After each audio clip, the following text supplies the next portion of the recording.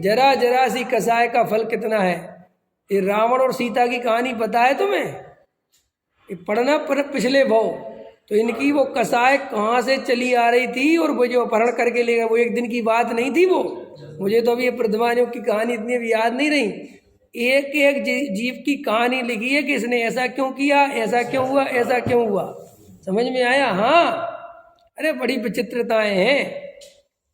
इसलिए अपने को बिल्कुल भी किसी के प्रति व्यर्थ में कसाय भाव नहीं, और प्रयोजन भूत भी कसाय हो जाए तो छोड़ना, व्यर्थ में तो करना ही नहीं।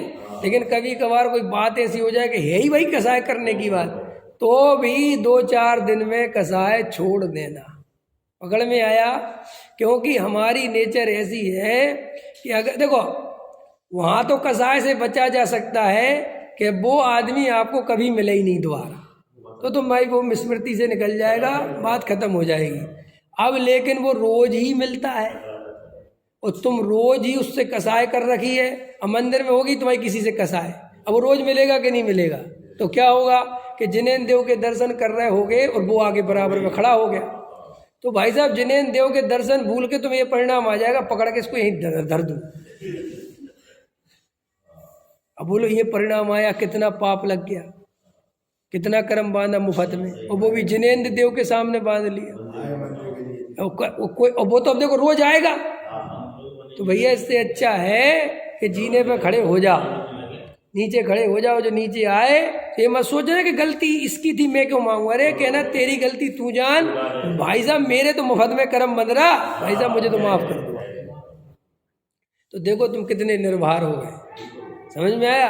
अरे कसाय दुख देती है, कसाय के दुख को जानो भाई। इतने अंदर सुभट, इतने क्या कहते हैं बेशरम मत बनो कि कसाय की पीड़ा सालती रहे और तुम उस पर ध्यान नहीं दो। किसी को कसाय सुख नहीं देती किसी भी रूप में, कसाय से दुख के अलावा कुछ नहीं। मैंने एक बात बताया था ना, पत्नी पति पे शंका करती है कि मेरा पति सही नहीं है, क्या मिलेगा तुम्हें उससे? हम कह रहे तुम्हारी शंका में सही भी सिद्ध हो तो मिलेगा क्या? तुम अपना घर तोड़ोगे, दुखी होगे, परेशान होगे, जिंदगी खराब करोगे। इसलिए भैया जिनके साथ रहना है उन पे श्रद्धा करना सीखो, उन पे विश्वास करना सीखो, अपने बच्चों पे विश्वास करना सीखो। बार बार मेरा बच्चा ऐसा ना हो, अरे क्या करोगे, दुखी रहोगे। बैंक में पैसा रखा तुम्हारा और तुम रोज शंका करो कि यार आज बैंक बंद ना हो जाए, ऐसा ना हो कोई बैंक लूट के ले जाए। यार हो सकता है 2 बैंक तो लुट गए, क्यों? भूकंप ना आ जाए भैया, ऐसा ना हो अपन घर के नीचे दब जाए। ये कितनी अज्ञान भरी आदत है तुम्हारी। पूछो क्यों? तुम्हें सर्वज्ञ देव भूल गए तुम? अरे भूकंप में घर के नीचे दब के मरना होगा तो उसी के नीचे दब के मरोगे। सर्वज्ञ देव ने अगर तुम्हें भूकंप के नीचे दब के मरोगे ये देखा होगा तो बच सकते हो? जब बताओ बच सकते हो? नहीं, हृदय से बताओ बच सकते हो क्या? नहीं बच सकते, तो चिंता क्यों करना, क्यों डरना? अगर मरना होगा तो मरेंगे, ऐसे ही सही। कई लोग मरने से इतना डरते हैं जैसे इनके डरने से मरने से बच जाएंगे।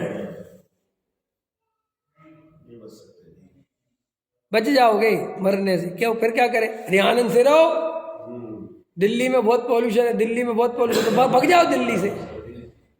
क्या सोचते हो कहीं भग जाओगे तो आयु क्रम बढ़ जाएगा? है दिल्ली छोड़ के कहीं भग जाओगे तो आयु क्रम बढ़ जाएगा। और मैं तो कहता हूँ जहाँ पॉल्यूशन नहीं वहाँ के लोग मर रहे हैं कि नहीं मर रहे हैं? कि वे 200 वर्ष पार कर रहे हैं। उल्टा अभी रेशो आया है, दिल्ली का 73% आदमी ज्यादा जीता है और दुनिया के मुकाबले हिंदुस्तान में। अभी आया रेशो अखबार में, तो बोले क्यों? कि बोले सबसे ज्यादा पॉल्यूशन है, यहाँ का आदमी मजबूत हो जाता है, एंटीबायोटिक क्षमता बढ़ जाती है उसकी। अब कोई ऐसा प्रोजेक्ट सुन ले तो कहे चलो दिल्ली चलो है कि क्यों कहेगा यार ये अच्छा है। ये तो हम ऐसे लालची प्रवृत्ति के हैं कि हमें कोई जरा सा तो बताए तो तुरंत क्रमबद्ध पर्याय भूल जाता है, सर्वज्ञ एकदम कर्तृत्व आ जाता है। हाँ जल्दी चलो अपन वहीं रहने लगेंगे, वहां पे हमने देखा बहुत अच्छा है। अरे कुछ नहीं है, कुछ नहीं। निज आयु 6 से मरण हो, यह बात जिन बर ने कही। ये ऐसे नहीं बोलना, ये बोलना नहीं, ऐसा अंदर बिल्कुल श्रद्धान करना, निर्णय करना, ऐसा ही अनुभव करना। निज आयु क्षय से मरण हो, यह बात जिन बर ने कही। तुम बचा कैसे सकोगे जब आयु दे सकते नहीं। तुम मार कैसे सकोगे जब आयु हर सकते नहीं। क्या क्या चिंता करना। अरे अपन को सर्वज्ञ देव मिल गए, पूज्य गुरुदेव मिल गए, समय सार मिल गया, मोक्ष मार्ग प्रकाशक मिल गया, तत्व ज्ञान मिल गया, उसके बाद भी हम जगत के जीवों जैसे ही जीवन जिए तो हमारा सब मिलना बेकार है।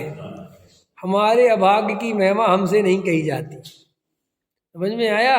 हमें तो ऐसा आनंदित रहना चाहिए, रोमांचित रहना चाहिए, निर्भर रहना चाहिए कि ऐसा लगे दुनिया को देख के कि इनके घर में कौन सी जड़ी बूटी रखी भाई है। कि हमारा जीवन होना ही चाहिए, बैर भाव तो होना ही नहीं चाहिए। समय सार पढ़कर भी अगर हम बैर भाव रखते हैं तो हमारा बिल्कुल बेकार है। समझ में आया। दुनिया को भगवान देखने से पहले अपने घर परिवार में भगवान देखो। समझ में आया। सब भगवान है भाई, और कोई हमें तकलीफ नहीं देता।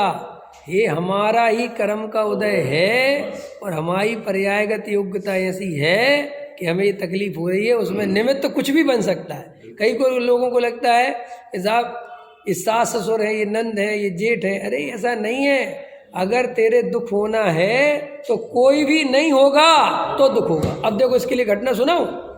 अभी सच्ची घटना, समय हो गया। अब भी देखो बैग में रख के 4 साल के बच्चे को काट दिया उसने। अब सोच, पढ़ा ना आपने। अब मुझे बताओ, वो सीओ थी भाई साहब, माँ ने अपने बच्चे को।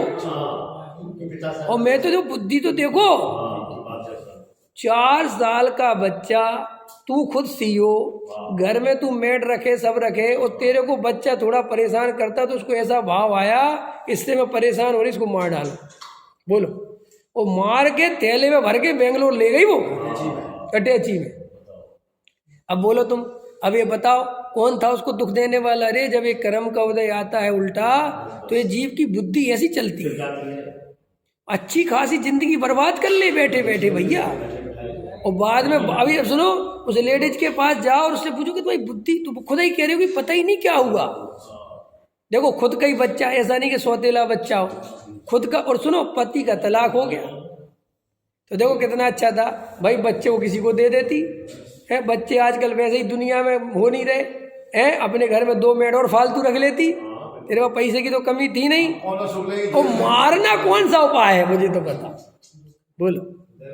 अरे पति से कह देती कि तुम रख लो, मुझे नहीं चाहिए, मेरे बस की नहीं इसको रखना। जबकि क्या होती, ये गवर्नमेंट होती ना, ये क्या होता, तलाक होता है तो ये बच्चा हमेशा माँ को देते हैं, क्योंकि पिता उतना लालन पोषण नहीं कर सकता। तो वो 4 साल का बच्चा हो, 5 साल का हो, 7 साल का हो, 10 बड़ा हो तो वो फिर उसकी मर्जी होती है।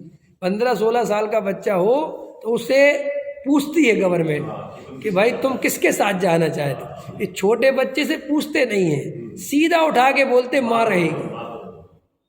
अब उनका जजमेंट ठीक है। अब वो देखो ऐसा तो भैया, ये अपन को लगता है कि जी हमें दुख दे रहा, जी हमें दुख दे रहा, ऐसा नहीं है। ये कर्म अपना ही पूर्व कर्म का उदय है। सीता के जीवन में दुखों ही दुखों के पूरा कष्ट बीत गया, पूरा जीवन दुखों में बीत गया, लेकिन सीता ने कभी किसी से शिकायत नहीं की। और अंजना का तो उससे भी भयंकर था भाई साहब। तुम्हें सीता की कहानी तो याद आती, अंजना का भी पढ़ोगे तो पता चल जाएगा कि कैसा।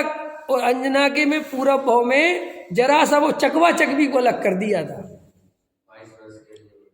समझ में आया।